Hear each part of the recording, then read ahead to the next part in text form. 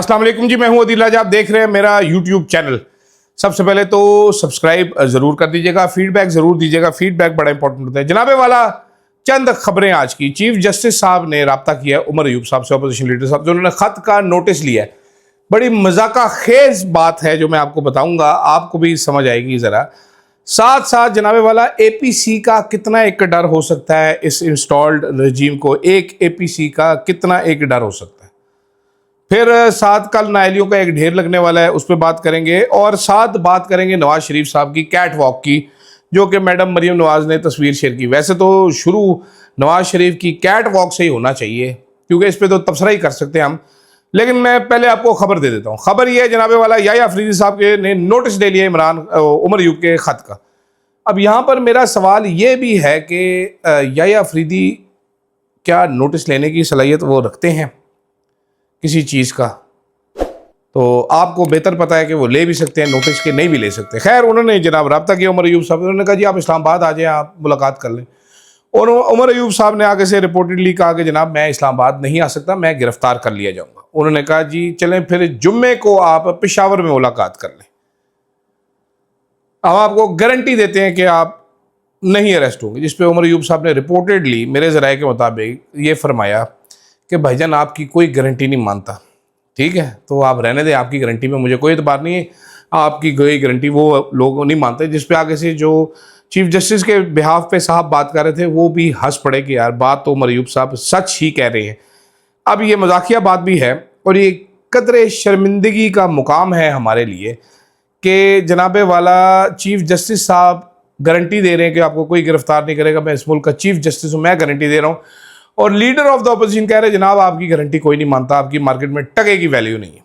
तो इससे बड़ी आयरनी क्या होगी? और मजे की बात यह है कि वो लेटर जो लिखा गया वो चीफ जस्टिस के फैसले के बाद जो अदालतों ने सारे एटीसी फौजी अदालतों में कन्वर्ट हुए, उसके ऊपर इन्होंने इजहार किया। और चीफ जस्टिस याह्या अफरीदी का ही दिया गया वो फैसला है कि जनाब 4 महीने के अंदर सबके ट्रायल करके सबको छिक दो। ये याह्या अफरीदी साहब ने ही फैसला दिया हुआ है, याह्या अफरीदी साहब का दिया गया फैसला है। और इस फैसले में जो झोल था उस टाइम फवाद चौधरी साहब ने बहुत शोर मचाया। तो याह्या अफरीदी साहब फवाद चौधरी साहब को कहते हैं जी शुक्र करें अदालतें काम कर रही हैं। तो ये अदालतें काम करने का रिजल्ट, पहला नतीजा मौसूल हो चुका है। जब वो आपके जनाब इजाज चौधरी साहब, अपोजिशन लीडर मलिक अहमद बच्चर साहब, अहमद चट्ठा साहब ये नायल हो चुके हैं। उसके बाद अगली नायली उन्होंने लतीफ़ चित्राली की, वो भी हो चुकी है। अब आपके पास साहबजादा हामिद रज़ा, उमर अयूब खान साहब, जरताज गुल वज़ीर साहिबा और दीगर फैसलाबाद के केस में कोई 101 बंदा उसमें है।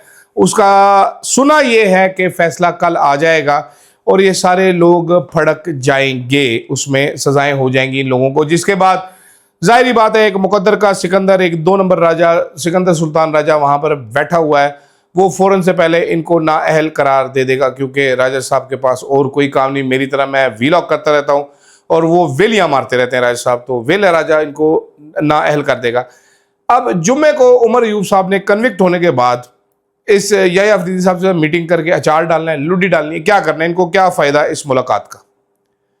मेरा एक ये सवाल ज़रूर है। और याह्या अफरीदी साहब से भी सवाल ये है कि जनाबे वाला आपको बड़ी जल्दी याद आया, आप जनाब हुजूर का इकबाल बुलंद हो, आप माशाल्लाह इस कौम को एक ऐसा चीफ जस्टिस नसीब हुआ है, हमारे सड़गे नसीब जिसका कोई वैल्यू नहीं, कोई इख्तियार नहीं, कोई उसके पास पावर नहीं। तो कहाँ देखें लोग इंसाफ के लिए? ठीक है, एक कॉमेडी जो हो रही है अदालतों के नाम पर, इस कॉमेडी में इंसाफ तो किसी को मिलना नहीं है। अच्छा खैर आगे चलते हैं जनाब। कल एक एपीसी होनी है हुकूमत की, अपोजिशन की। हुकूमत के काम देखिएगा, आप ज़रा काम देखें हुकूमत के कि इन्होंने स्पेशल ब्रांच और पुलिस वाले भेज के ट्यूलिप होटल, ट्यूलिप मार्केट में होनी थी, इन्होंने कहा तुम्हारा होटल गिरा देंगे अगर ये होने दिया। तो होटल वालों ने कैंसिल कर दी। मुस्तफ़ा नवाज खोखर साहब ने कहा है कल हम जाएंगे जनाब, गेट के बाहर खड़े हो जाएंगे, देखेंगे उसके बाद कि आगे क्या होता है। एपीसी कोई एहतजाज नहीं होता, ऑल पोलिटिकल पार्टीज कॉन्फ्रेंस, एक ठंडे कमरे में सारे इकट्ठे हो जाते हैं, मुल्क का सियासी डिस्कोर्स के ऊपर डिबेट करते हैं, तकरीरें करते हैं और घर आ जाते हैं। एक एलामिया जारी कर दिया जाता है कि जी इस एपीसी में सारी पार्टीज इस चीज़ पे मुत्तहिद हैं। इस हुकूमत को जिसको कि 2/3 मेजॉरिटी दिलवाई गई है, पता नहीं कहाँ से खींच के निकाली गई है इसके लिए 2/3 मेजॉरिटी, कहा जाता है कि जनाब ये स्टील की हुकूमत बन गई। 1 पेज है फील्ड मार्शल और वजीर आजम यक जान, 2 कलब के 2 यक कलब 2 जान हैं जो भी हैं, और मजबूत तरीन हुकूमत है। लोहा पाड़ हकीम, लोहा पाड़ से ज़्यादा मजबूत ये गवर्नमेंट है, लेकिन डर खौफ इतना ज़्यादा है इस हुकूमत को जनाब, माजरत के साथ, कि एक APC ये बर्दाश्त नहीं कर सकती। नवाज शरीफ साहब जो थे वो बरतानिया में जब मौजूद थे और यहाँ पर PDM बनी थी, उसके बाद बड़ी बड़ी प्रेस कॉन्फ्रेंसें होती थी, जलसे होते थे। नवाज शरीफ साहब वहाँ से बैठ के तकरीरें किया करते थे कि जनरल बाजवा तुम्हें हिसाब देना होगा, ये जो जर्नल स्मैश करने की मरीम को धमकियाँ देते मैं इसको देख लूँगा। खैर देख तो उन्होंने लिया है सारों को, जो इबरतनाक उन्होंने अंजाम से दो चार किया है वो आपके सामने है, मुझे उसमें कुछ कहने की ज़रूरत नहीं। लेकिन अगर इमरान खान ये फस्तायत करता जो अभी ये लोग कर रहे हैं, इनके पास तो बंदा ही नहीं थे बाहर आने के लिए। सुबह मैंने आपको वीलॉग में बताया नवाज शरीफ साहब की गिड़गिड़ाहट, सनसनाहट जो उनको बॉडी में फील होती है जब वो लोग मिलने जाते थे कि कटो कट जी 100 बंदा लेके आया करो बाहर, ज़रा पता चले कौमी लीडर अंदर कैद है, ज़रा लोग आया कर, हैं जी मिलन वास्ते, थोड़ी मेहरबानी। तो अगर वो ना करने देते तो आपके पास तो बंदा भी कोई नहीं था, आप क्या उखाड़ लेते, क्या कर लेते आप। लेकिन ये खैर अपना वक्त भूल जाते हैं। इसी तरह का जो क्रोफर है, जो तकब्बुर है, वो भरा हुआ है नून लीग में। मैं तो ये सोच रहा हूँ बैठ के जनाब कि एक डिस्कोर्स इमरान खान ने सेट किया है, एक स्टैंडर्ड सेट किया इमरान खान ने। ये लोग अभी जो फिस्तायत कर रहे हैं, जो शैतानी हरकतें कर रहे हैं, इनको भुगतना तो है, जाहिर बात है। दायरों का सफर म्यूजिकल चेयर पाकिस्तान में खत्म तो नहीं हो गई। 1 पेज कब फटता है इनको तो पता भी नहीं चलेगा। इनकी तो पो फट जाएगी जब 1 पेज फटेगा, जिस टाइम पे इनको बाद में पता चलना है कि 1 पेज तो पाटा पे आए थे और उसके साइन आ रहे हैं। उस टाइम पे अब शहबाज शरीफ साहब को जो जेल भुगतनी पड़ेगी, उसमें 2 साल से इमरान खान तो बीमार नहीं हुआ, उसकी कमर में दर्द नहीं उठा, उसकी कमर बिल्कुल बेहतरीन है, ऐसे करके खड़ा है वो आज भी। इमरान खान के प्लेटलेट्स तो नहीं गिरे तो नवाज शरीफ के भी नहीं गिर सकेंगे। कमर में दर्द नहीं हो तो शहबाज शरीफ के भी नहीं हो सकेगा। वो बीमारों के हॉस्पिटल नहीं गया तो अब जरदारी भी नहीं जा सकेगा। तो अब ये इनको भी भुगतना पड़ेगा आगे जाके। जो स्टैंडर्ड इमरान खान ने सेट कर दिया है उस स्टैंडर्ड में इनको बैठना पड़ेगा पूरा लीडर, वरना कैसे बनेगा। ये नया सियासी लीडर, सियासी कारकुनान ने इमरान खान, यास्मीन राशिद, मियां महमूद रशीद, उमर सरफराज चीमा, एजाज चौधरी, इन सब ने, और PTI के सियासी कारकुनान ने, खवातीन कारकुनान ने, खदीजा शाह, सनम जावेद, तैयबा राजा, इन्होंने नए स्टैंडर्ड सेट कर दिए जो बाकी सब तमाम सियासी जमातों को फॉलो करने पड़ेंगे। नए स्टैंडर्ड से याद आया, मैडम मरीम नवाज शरीफ ने नवाज शरीफ की कैट वॉक की एक फ़ोटो शेयर की है। उन्होंने कहा जी पाथ टू विक्ट्री है कि पता नहीं विक्ट्री पाथ है क्या है। मैंने लब्बा इधर उधर के विक्ट्री नवाज शरीफ ने कौन सी ली, मुझे नहीं समझ आई कि ठोड़ी पे माइक वो क्यों लगा के फिरते हैं मास्क। कोविड खत्म हो गया मियाँ साहब, छठो है मास्क। जिसने मास्क ईजाद किया तो वो भी भूल गया मास्क लगाना। आप ठोड़ी पे लटका के फिरते रहते हैं। मैं सीरियसली, बड़े सीरियस सवाल है मेरा कि क्यों करते हैं ऐसे। ये ऐसा लगता है उन्होंने ठोड़ी को पैम्पर बनाया हुआ है अपनी, क्या वजह हो सकती है इसकी। मतलब कोविड पीक में तो भी मियाँ साहब हालो रान इधर मास्क रख कर रहे होते थे, अब वो इधर से नीचे होकर इधर हो चुका भाई। या तो लगा ले या फिर उतार ले।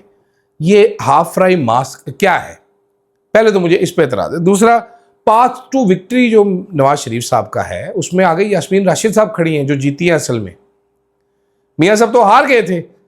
ये विक्ट्री पाथ वो है जहां पर पंजाब में बैड गवर्नेंस की आपको मिसालें नजर आती हैं, जहां पर 300 अरब गंदम स्कैंडल, 244 अरब ओवर बिलिंग स्कैंडल, 300 अरब चीनी चोरी का स्कैंडल, ये आपके सामने श्वाएं श्वाएं श्वाएं करते फिर रहे हैं। ये पाथ टू विक्ट्री है नवाज शरीफ का।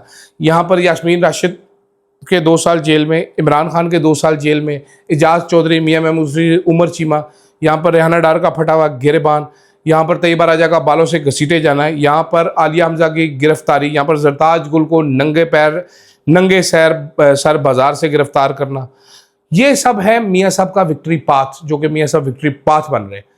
मियाँ साहब के विक्ट्री पाथ का जो सरखेल है वो है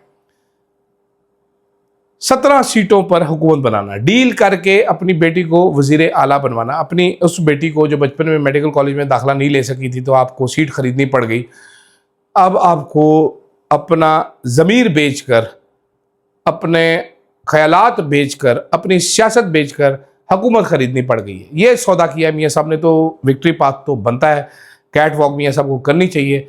मेरा सिर्फ एक एतराज़ है कि यार ये ठोडी ते मास ना लो मियाँ, अजीब जा लगता बगैर ठोडी ते बंदा इंज फिर रहा हूँ। देखे ना, मैं ऐसे करता हूँ ना, ठोडी गायब हो जाती है, नज़र ही नहीं आती।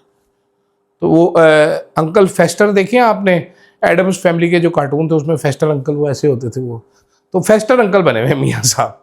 ठीक है, तो मास्क ना लगाए मियाँ साहब, कितने आप हीरो लगते हैं। शाहरुख खान लग रहे थे इन एंकों में, शाहरुख खान लग रहे ना, पता चले उसको मैंने ये बात की है। खैर फिलहाल के लिए मुझे दीजिएगा इजाज़त, फीडबैक ज़रूर दीजिएगा।